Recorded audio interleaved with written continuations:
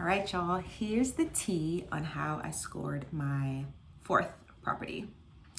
So if you remember from previous episodes, my first property was my condo in California. That was when I was renting. The rent was going up. They were about to build the Rams Stadium. My dad was like, bro, what are you doing? Like, how are you still paying $2,400 in rent when you could buy a house? I was in law school. I was intimidated. I was uneducated. And I was just like, I don't think I could do it. Anyway, I did it. That was my first house. Then the second one we talked about was a house that I acquired and did not necessarily purchase.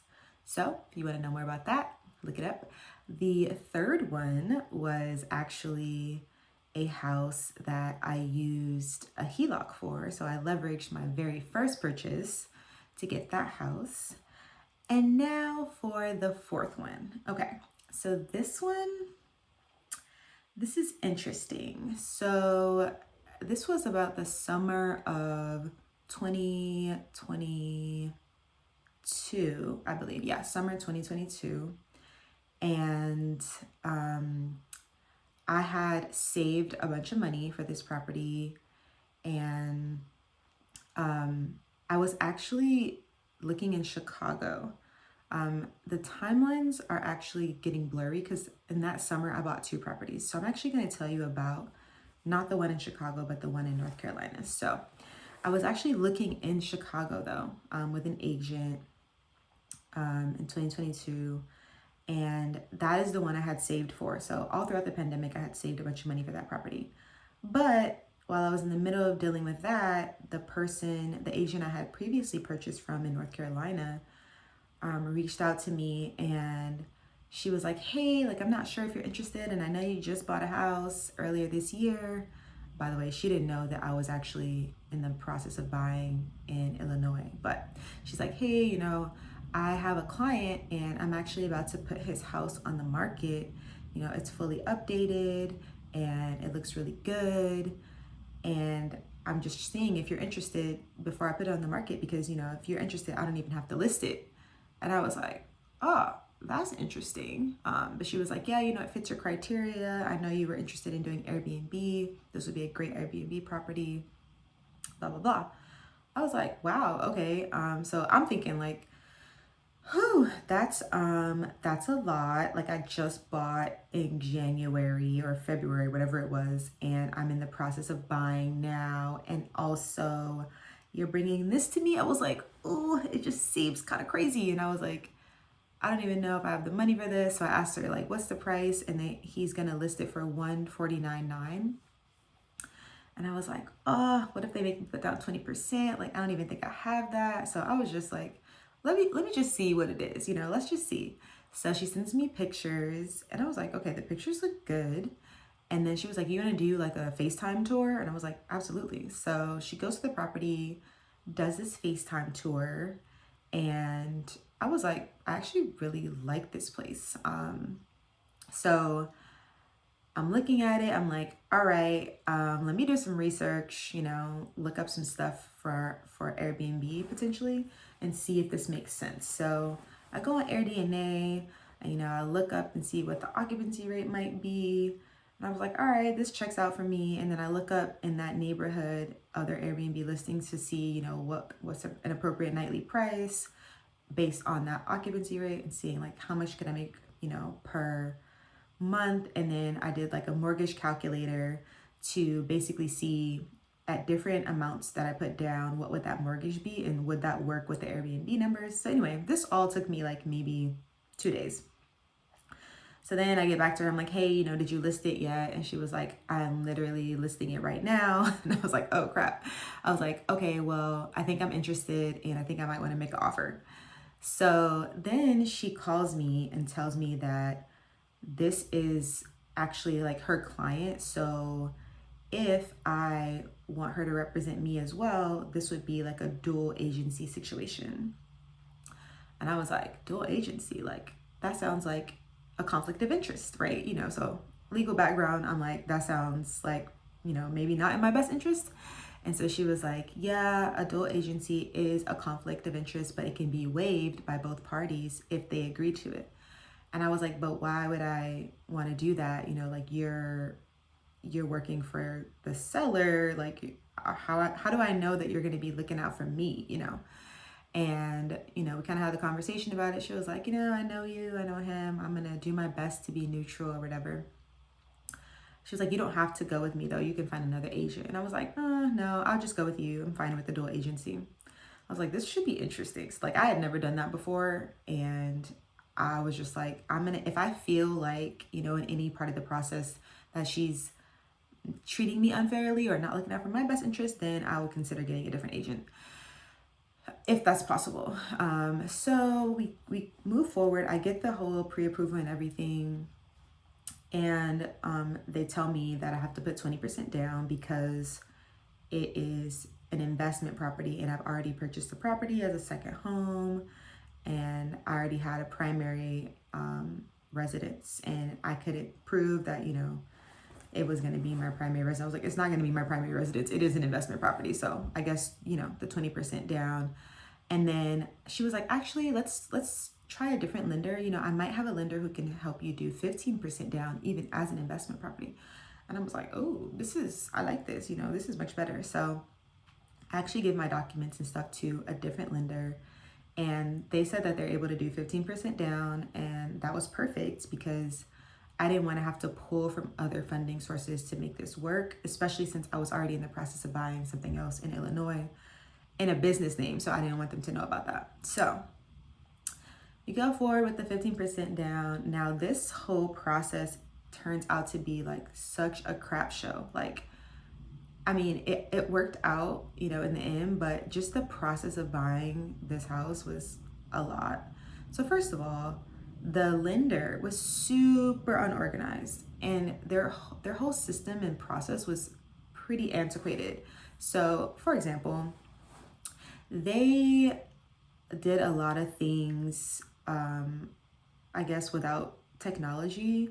And so a lot of times I had to like print things out, fill it out by hand, scan it and email it. And I was like, bro, this is actually insane. Like, I've never, like, I was like, this is 2022. Like, what are we doing here?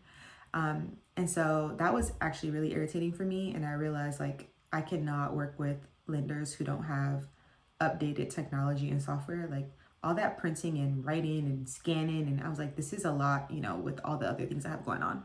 So that made it really irritating. And then they kept losing documents and forgetting things that I had already told them. And so I would be getting calls all the time asking me to re-verify something or re-explain something. And that was just not a good experience for me. In the end, the lending piece worked out, except they messed up a lot of documents at the end, but another story for another day.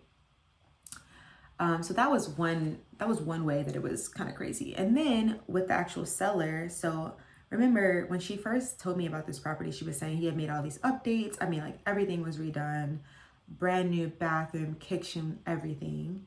And I was just like, this is amazing, right? But when the inspection was done, so this is actually around the time I was becoming a home inspector. So I was studying home inspections. So I had my inspection done, and the inspector found so many problems.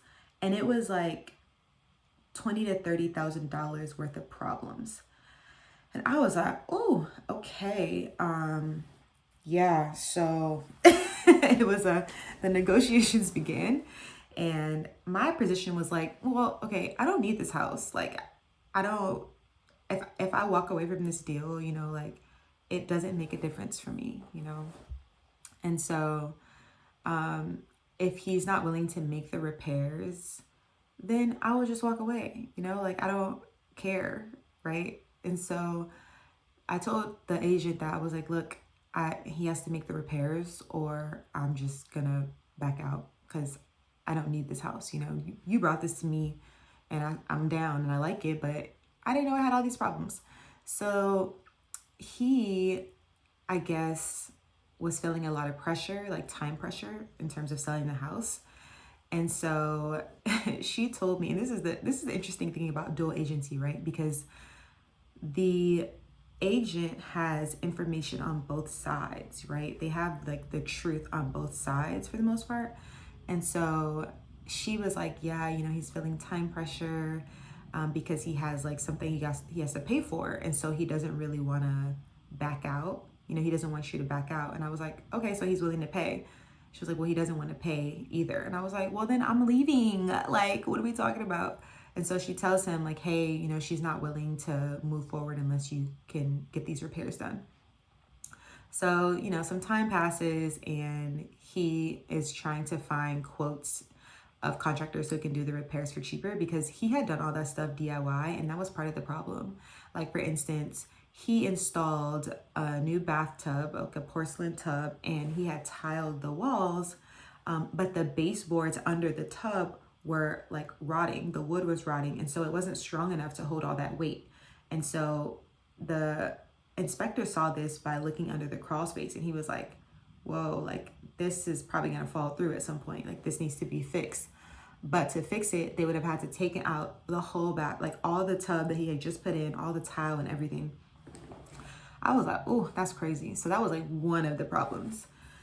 And so naturally he didn't want to do all that, but I was like, look, I don't need this house. Like, but you apparently need this money, so you might want to make some repairs. So he agrees to make the repairs, and I guess it cost him like 20-something thousand. And I was like, the repairs got to be done before closing, because what we not gonna do is have me, because what he offered, he was like, okay, I can give you a credit at closing, and you can make the repairs yourself. I was like, no, we're not doing that, because if after closing I make the repairs and there's more stuff wrong, while they're doing the repairs, then I'm going to be responsible for that. And so I was like, no, the repairs need to be done before closing, because if something else comes up, that's on you and you need to fix it. So, I didn't say like that exact explanation, but I was like, no, the repairs have to be done before closing. It's not negotiable, or I'll just walk away. So, a little bit of hardball, but you got to do what you got to do. So it all got done. It pushed closing back a little bit, but everything got done. And I was a happy customer. I don't know how happy he was, but he got his money. He was able to pay his debts or whatever he had to do. And it worked out. So this one I bought with the intention to do Airbnb. And so in that process, with closing being extended and everything, I actually I had like a whole spreadsheet. And in that spreadsheet, I had been sourcing items like beds and TVs and all this stuff. And then I had found a designer, because I was like, I'm just really not into all that stuff, like decorating. I like when things look nice, but the actual creation of it, the setup of making the thing look nice, like I'm not interested in that. So I was like, I'm gonna need a designer.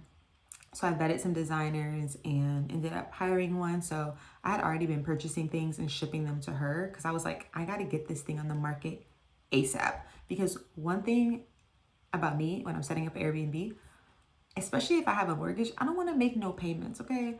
This thing has to be set up before that first payment is due. And so I was like, it's risky, but I'm gonna order all this stuff from Amazon and ship it to her. And if for some reason we don't close, I'll just have to return all of it. But I'm gonna order it now, because sometimes things take longer to come, and I wanted everything to be ready so she could do the install literally like a couple of days after closing, so I could hurry up, get photos taken, and then create the listing, put it on Airbnb, and get bookings before that first mortgage payment was due. So that was my strategy, and it worked great. Of course, there's always little hookups or hangups along the process, but for the most part, it worked out really well.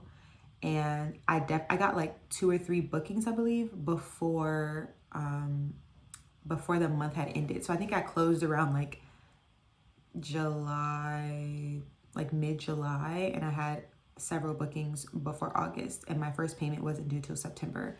So it was an amazing head start. And I think that going forward, like that is how I coach people, like, hey, try to get everything set up before you have that first payment, so that you can be flowing and not, always feel like you're behind.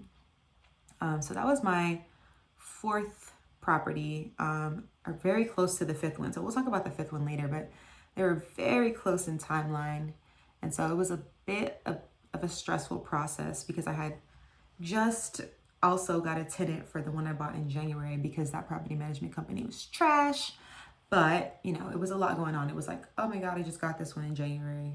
Whew, just got a tenant, thank God. Oh crap, I'm looking here in Chicago. And oh, hey, you have another one? What? Off market? Oh my gosh. So it was a lot going on, but we got through it. And so, and then by the summertime, 2022, I had already, acquired or was on path to acquire 3 properties that year.